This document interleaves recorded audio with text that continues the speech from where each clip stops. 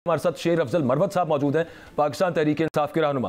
बहुत सर आपके वक्त का सबसे पहले तो ये बताएं कि बिल आखिर हुकूमत मान गई है कि चलें हम भी मुज़ाकरात करते हैं, पहले तहरीक इंसाफ नहीं थी मान रही, और अब क्या ये आपको लगता है ये स्टेलमेट खत्म हो जाएगा, किसी तरफ बात ढुकेगी, जाके कुछ आगे बढ़ेगा पाकिस्तान? मरवत साहब जी बहुत शुक्रिया। पीटीआई और सियासी मुखालिफ जो कुव्वतें हैं पहली दफा रिजीम चेंज के बाद जो है वो टेबल पे इस उम्मीद के साथ बैठ रही है कि शायद मुल्क जिन गंभीर मसाइल से दो चार हैं उसका हल सियासी कुव्वतें निकाल सके। जो ही ये मुज़ाकरात के सिलसिले ने शोर पकड़ा और पार्लियामान के अंदर और बिलखसूस जब स्पीकर साहब ने इसमें ज़ाती दिलचस्पी दी तो इसके फौरन बाद देखा कि दोनों अतराफ से और बिलखसूस चंद जो है नाम निहाद साफी इन्होंने इस मुज़ाकरात में कड़वाहट डालने के लिए अपनी कोशिश शुरू कर दी। अचानक जो है मिलिट्री ट्रिब्यूनल का फैसला भी आ जाता है और इसी दौरान जो है खान साहब का मुकदमा जो है वो पीर के रोज फैसले के लिए मुकर्रर हो जाता है। तो इससे मैं जो है ये अफसोस कर रहा हूँ कि शायद कुछ कुव्वतें ऐसी भी हैं जो सियासी कुव्वतों के बीच मुज़ाकरात की ख्वाहिशमंद नहीं है, लेकिन एक एहसास अगर तमाम सियासी कुव्वतों को हो कि ये आखिरी मौका है मुज़ाकरात, ये मुज़ाकरात अगर कामयाब नहीं होते हैं तो पाकिस्तान तहरीक इंसाफ बिलखसूस जो है वो अब इतना मार खा चुकी है और इतना नुकसान कर चुकी है। और इसमें जो खान साहब की काल है जिसके लिए बड़ी मिन्नतें तरले हुए और बड़ी दुआएं हुई कि थोड़ी देर के लिए मौखर हो जाए, तो न कि सिर्फ बात यहाँ पे रहेगी बल्कि दोबारा हम एहतजाज का भी रास्ता अपनाएंगे। तो लिहाजा हमारी तमाम उम्मीदें जो हैं अब इस मुज़ाकराती कमेटी के आउटकम से हैं। शेर अफजल मरवत साहब, आप मेरी इतलात के मुताबिक जो हुकूमती मुज़ाकराती कमेटी है आपने उसको खुशाइन करार दिया है और अपनी पार्टी को सिविल नाफरमानी की तहरीक मौखर करने की तजवीज़ भी दी है। मैं आपसे ये पूछना चाहता हूँ कि आपके पास कोई मुज़ाकराती कमेटी का ड्राफ्ट मौजूद है या उस ड्राफ्ट में बानी चेयरमैन जो हैं उनकी रिहाई एजेंडे में शामिल है? कोई ऐसी इतलात है तो काइंडली हमसे शेयर करें। देखिए ड्राफ्ट में वो सारी चीजें हैं जो मुतनाज़ा है, चाहे वो बुनियादी इंसानी हकूक हो जिन पर अगार हुई है, चाहे वो 26वीं आईनी तरमीम हो, चाहे वो सियासी कैदियों पर शमूलियत बानी चेयरमैन पीटीआई की कैद व बंद हो, चाहे वो ज़िमनी इलेक्शन हो और बहुत सारे और मसले हैं। लेकिन इसमें कोई इस तरह कदगन नहीं है कि ये मसला होगा ये नहीं होगा। फरीकेन जो हैं वो अपने तमाम मसाइल टेबल पे रखेंगे और तमाम जो हैं वो एड्रेस होंगे और शायद ये कोशिश होगी कि जेन्युइनली अगर इखलास है जेन्युइनली और क्या हल होना चाहिए। और ये टीवार है, ये ओपन है, इसमें कोई लिमिटेशन नहीं है कि एक पार्टी जो है 10 डिमांड ले आए और दूसरी जो है लाजिमन जो है गुफ्त-ओ-शुनीद होगी और गुफ्त-ओ-शुनीद के नतीजे में ये पूरी कौम की तवक्को जो है अब इन मुज़ाकराती टीमों से वाबस्ता है कि कौम की फलाह में पाकिस्तान के एक बेहतर मुस्तकबिल के लिए एक दायमी हल दें। एक भाई मैं आपसे पूछना चाहता हूं, उर्दू में हम कहते हैं बेल मंडेर चढ़ना। आपको ये मुज़ाकराती कमेटी जो है, अगर मैं आपको कहूं 10 पॉइंट है तो 10 पॉइंट में से कितने % आपको लग रहा है, कितने पॉइंट ये मुज़ाकराती कमेटी कामयाब हो सकती है? मेरा ज़ाती ख्याल ये है कि फिलहाल जो मुज़ाकराती कमेटी जो है वो पहले मौके पे शायद जो एमरजेंट जो अर्जेंट मसले मसाइल हैं, जिस तरह या ट्रिब्यूनल से फैसले आए या जिस तरह जो है खान साहब या सियासी क़यादत की गिरफ्तारी है या 26वीं आईनी तरमीम के नतीजे में पैदा होने वाली जो कौम पे मुसल्लत हालात हैं, ये इन 3-4 चीजों को जो है पहले लेगी ताकि टीओआर भी दौरान मुरतब हो सके, थोड़ा सा ट्रस्ट भी डेवलप हो सके, थोड़ी सी फरीकेन एक दूसरे को जगह भी दे सके और रिलीफ भी दे सके। और मैं शायद ये समझ रहा हूँ कि अगर मुज़ाकरात होते हैं तो पहले मरहले में सियासी जो असीरान हैं उनकी रिहाई मुमकिन है, और जब खान साहब खुद बाहर आएंगे तो शायद मजीद मुज़ाकरात जो हैं वो खान साहब की सतह पे जो पार्टी के हेड्स हैं उनके लेवल पे आगे बढ़ेंगे। अच्छा मरवत साहब, इमरान खान साहब कहते थे कि ताकतवर से बात होगी, एस्टेब्लिशमेंट से बात होगी, लेकिन फिर उसके बाद उन्होंने जो कमेटी बनाई उन्होंने कहा ये सबसे बात करेगी। तो आप समझते हैं कि हट गए खान साहब इस मौक़िफ़ से, और अब क्या एस्टेब्लिशमेंट भी बात करने को तैयार होगी, वो भी मानेगी उन फैसलों को जो ये मुज़ाकराती कमेटीज़ करेंगी आपस में? पाकिस्तान मुस्लिम लीग नून की क़यादत ने मुज़ाकराती कमेटी बनाने से कबल ये इज़हार किया था कि एस्टेब्लिशमेंट जो है वो उनकी भी ख्वाहिश है कि ये मुज़ाकरात सियासी क़ुव्वतों के थ्रू हो, और बाद में जो भी डिवार्ड मुरतब हो इसके बाद एस्टेब्लिशमेंट को भी एतमाद में लिया जाए। तो लिहाजा जहाँ तक आपने खान की बात की है कि देखिए ये सियासत है, और सियासत में खान साहब ने उस वक्त कहा था कि जी बात होगी एस्टेब्लिशमेंट से, जो सियासी कुव्वत है उनके साथ उनको भी मिला के बात होनी चाहिए। अच्छा, एक तरफ हुकूमत मुज़ाकरात की बात कर रही है, दूसरी तरफ हम देख रहे हैं कि अदालतों से फैसलों में तेज़ी आ रही है, और बल्कि जो अदालतों में मामला बहुत तेज़ी से आगे को बढ़ रहे हैं। मिलिट्री कोर्ट से सजाएं हुई, फिर उसके बाद अब कल मुतवक्के है कि 190 मिलियन पाउंड में जो महफूज फैसला है वो सुना दिया जाएगा, और मोस्ट प्रॉब्ली उसमें भी खान साहब को सजा हो जाएगी। ऐसे माहौल के अंदर मुज़ाकरात कैसे बढ़ेंगे आगे? पहले तो मैं एक तस्दीक कर दूं, ये मिलिट्री कोर्ट्स इनको नहीं कहा जाता है कानूनन, ये कोर्ट्स नहीं है, ये अदालतें नहीं है, इनको मिलिट्री ट्रिब्यूनल कहा जाता है। ट्रिब्यूनल अदालत नहीं होती है, और ये जो फैसले आए हैं सिविलियन की जो सजायाबियां हुई हैं, जो 3 साल से किसी भी सूरत में अगर कानून का इतलाक सिविलियन पे होता है तब भी 3 साल से ज्यादा सजाएं नहीं दे सकते हैं। ये सजाएं जो है मिलिट्री ट्रिब्यूनल की सजाएं जो है वो बुनियादी इंसानी हकूक से हमेशा दुनिया के हर जुरिस्डिक्शन में मुतसादिम रही है, क्योंकि ये फौजी तरीके अदालत व इंसाफ होगा, और उन्होंने जो है जिनको गिरफ्तार किया है अब वहां पे ट्रायल किस तरह हुए, नंबर 1। नंबर 2, इन्होंने कहा जी हमने सजाएं तो दे दी है, फैसला नहीं दिया है। फैसला भी तो आगे करे, कौन देख ले कि कौन से शवाहिद थे जिनकी बुनियाद पे आपने लोगों को सजाएं दी हैं। अगर आपने 4-5 वीडियो फुटेज, पूरे मुल्क की 4-5 वीडियो फुटेज जो है अब मीडिया पे चल रही है, और वो जनाब कोई बंदा है किसी आर्मी इंस्टॉलेशन के गेट के आगे खड़ा है, तो जनाब अली इससे आपने अखज़ कर लिया कि वो सजावार हो गया। और मैं आपको एक बात बता दूं, जो आज बड़े खुश हो रहे हैं कि जनाब 9 मई के मुल्ज़िमान जो है वो सजा पा गए, वो याद रखें ये मुकदमे आगे जाएंगे, हाई कोर्ट सुप्रीम कोर्ट में जाएंगे, और ये सजाएं ठहर नहीं सकेंगी। जिस तरह साइफर से हवा निकली, जिस तरह इद्दत केस से, इस तरह इन फैसलों का भी हशर होगा। लेकिन जो पाकिस्तानी बेगुनाह जेल भुगत गए और अभी भी इस सजा की इसमें रहेंगे, उनका कोई मदावा नहीं होगा। एक फायदा इस फैसले का जरूर हुआ, वो ये कि कम से कम सिविलियन जो है वो सिविलियन जेलों में तो आ गए।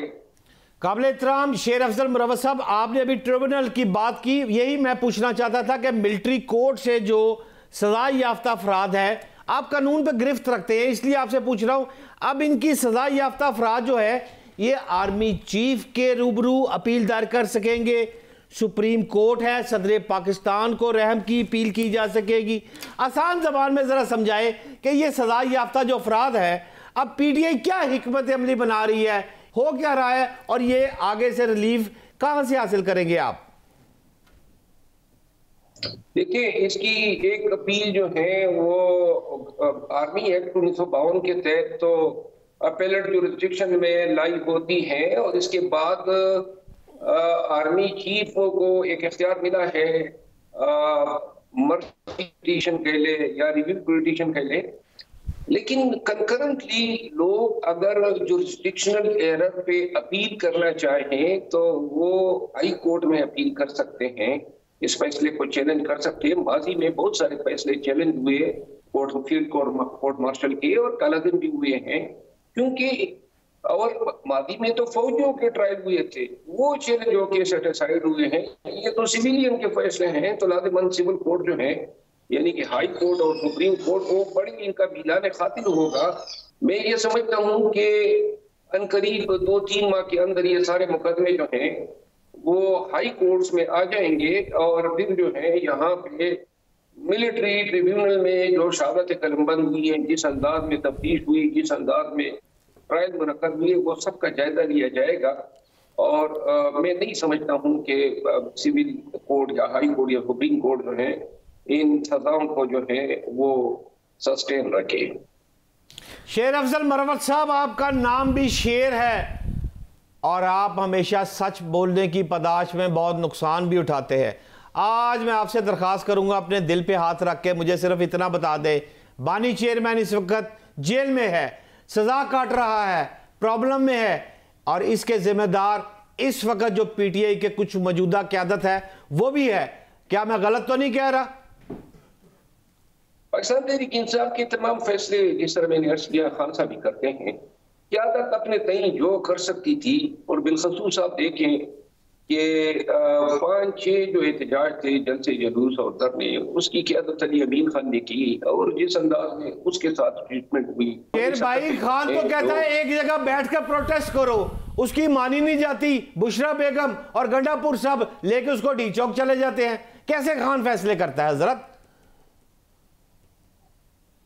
मेरा ख्याल है, आप समझने की कोशिश करें कि किसी की मजाल ही नहीं हो सकती है कि खान साहब जो हैं वो एक फैसला करें। अलबत्ता आप इसमें गंडापुर साहब को गलत जो है कसूरवार ठहरा रहे हैं। गंडापुर साहब में उस एक गाड़ी में हमने ट्रेवल किया इस्लामाबाद के अंदर, उनकी मुकम्मल कोशिश ये थी कि हम यहाँ संजानी में रह जाते या फिर ज्यादा से ज्यादा हम 26 नंबर चुंगी से आगे न बढ़ते।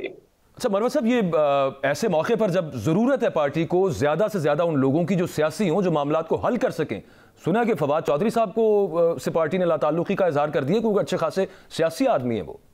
जी, शुगोर साहब जो हैं वो पार्टी के फिलवक्त चेयरमैन भी हैं, हमारे ऑफिशियल तर्जमान भी हैं, और उनकी बात जो है वो हो ही नहीं सकता है कि खान की इंस्ट्रक्शन के अलावा अपनी तरफ से वो कोई ऐड करे। असल में मसला ये बना हुआ है कि खान साहब के हवाले से वो तमाम लोग जो कि पार्टी छोड़ गए थे, और मेरा ख्याल है कि फवाद चौधरी साहब को भी उस वक्त का इंतजार करना चाहिए जब खान साहब इस हवाले से कोई एक पॉलिसी डिसीजन करेंगे कि किन किन लोगों को इस यार्डस्टिक के तहत वापस लेना है। लेकिन उन्होंने जो है पहले से ही पीटीआई का जो है प्लेटफॉर्म जतलाना शुरू किया, जो और भी दूसरा जो मसला था और वो ये है कि फवाद चौधरी साहब को पीटीआई की आदत के साथ जो है पंगा लेना जो है वो भी इसका एक जवाब है, क्योंकि कोई एक भी ऐसा लीडर नहीं था जिसको फवाद चौधरी साहब ने मीडिया टॉक शोज में हरफ तनकीद का निशाना न बनाया हो। मेरा ख्याल ये है कि अभी जो ये रद्द अमल आया है खान साहब की तरफ से और जिसका इजहार चेयरमैन बेशगोर साहब ने किया है, इसकी वजह यह है कि क़यादत ने खान साहब को बताया है कि जो जेल के अंदर जो मुलाकातें उनकी फवाद चौधरी साहब के साथ हुई है, उसका इम्प्रेशन जो है वो कुछ सही नहीं किया है, और मतलब जो है इस हवाले से सवालात उठा रहे हैं। इसको जाहिर करने के लिए खान साहब ने जो है ये इक़दाम दिए हैं, लेकिन मेरा ख्याल ये है कि इससे ये हरगिज़ अखज़ न किया जाए कि इन तमाम लोगों का चैप्टर दायमी तौर पर क्लोज हो गया जो पार्टी को छोड़ गए थे, क्योंकि खान ने बारहा कहा है कि जब भी वो बाहर आएंगे तो उसका वो फैसला करेंगे और इसके लिए एक यार्ड स्टिक बनाएंगे कि जो लोग मर्जी से गए या अपनी गलतियों को ताइयों या ब्लैकमेल होके गए, या वो लोग दूसरे कैटेगरी के जिनको जाने के लिए मजबूर किया गया, ज़ुल्म और तशद्दुद किया गया, या फैमिली के लोगों को जो है हरासा करके, तो इन दोनों में बड़ा फर्क है। ये तब होगा जब खान साहब बाहर आएंगे। बहुत शुक्रिया, थैंक यू वेरी मच शेर अफजल मरवत साहब, आपने अपना कीमती वक्त दिया। जी भट्ट साहब, गुफ्तगू आपने उनकी सुनी है, आपको इस वक्त तवक्को क्या है? देखिए प्रैक्टिकली बात यह है कि एक तरफ आप सजाएं तेज कर रहे हैं, एक तरफ आप केसेस तेज कर रहे हैं, और दूसरी तरफ कमेटी में बहुत सारे वो लोग हैं तो बिल्कुल नहीं चाहेंगे कि इमरान खान साहब से किसी भी तरह की बात बने और वो दोबारा उनको कोई पॉलिटिकल स्पेस मिले। क्या लग रहा है? और नहीं बाजवा साहब, कौम को मुबारक हो, पाकिस्तान तरक्की करने जा रहा है। सियासतदान इकट्ठे होने लगे हैं। इस खाकसार ने आपको जुमे का प्रोग्राम उठा के देखने कहा था, हफ्ते को सजाएं हुई, 25 अफराद को मिलिट्री कोर्ट से सजाएं हो गई। साथ ये भी कहा था कि मंडे वाले दिन बड़ी सजा होगी, लेकिन नहीं, रुक गई है। 190 बिलियन पाउंड का फैसला जो है कल पीर के रोज सुनाया जाना था और रोक दिया गया है। और इमरान खान को खुशखबरी दी है कि भरा बह के गल कर ले। अच्छा, इसके साथ सीबीएम है ना, एक तरह का सीबीएम, कॉन्फिडेंस बिल्डिंग मेजर। और सर जी, ये तो हो ही नहीं सकता ना कि बानी चेयरमैन कहे कि आप हुकूमत में बैठे हैं, आप रिलीफ देते जाए, मैं रिलीफ लेता जाऊं। नहीं, गिव एंड टेक, कुछ देना पड़ेगा, कुछ लेना पड़ेगा। अब जो ड्राफ्ट बन रहा है बाजवा साहब, आपका भाई के पास थोड़ी सी पॉइंट्स है। क्या बोला? पॉइंट ये है मेरे पास कि जो पीटीआई का मेरा एक बाएतमाद सोर्स है, उसने मुझे को कहा कि ड्राफ्ट तैयार किया जा रहा है जिसमें 5000 का फिगर दिया। उसने कहा 5000 से ज्यादा सियासी कैदियों की फहरिस्त तैयार की है पीटीआई ने, और सबसे पहला नाम जो है रिहाई का बानी पीटीआई चेयरमैन का रख दिया। तो क्या है इसमें? अब तो फिर रफड़ अभी आप कह रहे थे कि पाकिस्तान आगे बढ़ने लगा है, अब फिर आप कह रहे हैं कि इस तरह से नहीं बढ़ेगा आगे। लेकिन मुझे उससे पहले एक बात बताएं ना भट्ट साहब, देखिए अदालत ने फैसला देना था, नैब ने उसको प्रोसिक्यूटर का रोल अदा किया 190 मिलियन पाउंड वाले मामले के अंदर। अदालत ने वो सुना, गो के ज़ाहिर है अडियाला जेल में उसकी समातें हुई, हम तो नहीं देख सके कि क्या एग्जैक्टली वहाँ पे प्रोसिक्यूशन और डिफेंस के क्या दलाइल थे, लेकिन फैसला महफूज हो गया, वो सुनाया जाना था। अब यूं लगे, ये तासुर जाए दुनिया भर को कि फैसला अब डिले हो गया, और अदालत ने किसी के कहने पे ही डिले किया होगा ना कि चलो जी कल नहीं सुना दे, परसों सुना देंगे। तो तासुर क्या जाता है कि यार ये तो फिर बड़ा मेहनत सा मामला लगा। बाजवा साहब देखिए, अदालत होती है, वो किसी के कहने पे नहीं करती। अदालत का मूड है, अदालत का हाई कोर्ट का जो जज है, मैंने एक जज को लाहौर एयरपोर्ट पे देखा, जजी लगाए हुए, आ गया मैदान में। ये तो ट्रायल कोर्ट है, बट साहब ये तो ट्रायल कोर्ट है, ये ट्रायल कोर्ट है। लेकिन उसके अलावा मैं तो सिर्फ ये अर्ज कर रहा हूं कि अभी ये कल अदालत ने ये अनाउंस किया कि हम कल फैसला नहीं सुना रहे। ये आपके भाई की खबर है। एग्जैक्टली इसी तरह से बहुत सारे और जर्नलिस्ट भी ये खबर दे रहे हैं ना, खबर कहीं से तो आई है, अदालत से तो नहीं आई। अदालतें खबरें तो नहीं दिया करती कि हम कल फैसला देंगे या नहीं देंगे, या सजा देंगे या नहीं देंगे। मैं नहीं, हम सूंघ लेते हैं ना यार, स्मेल कर लेते हैं साफी। वो आनियां जानियां होती हैं। अगर मंडे को फैसला आ रहा हो, फिर फाइलां जो है ना उसको सीधा पतरा किया जाता है, फाइलों के ऊपर इस्त्री की जाती है, रीडर जेड़ा ना वो बोस्की दा कुर्ता पा के आंदा। फिर चलें जी, अल्लाह करे, दुआ है कि आगे पाकिस्तान बड़े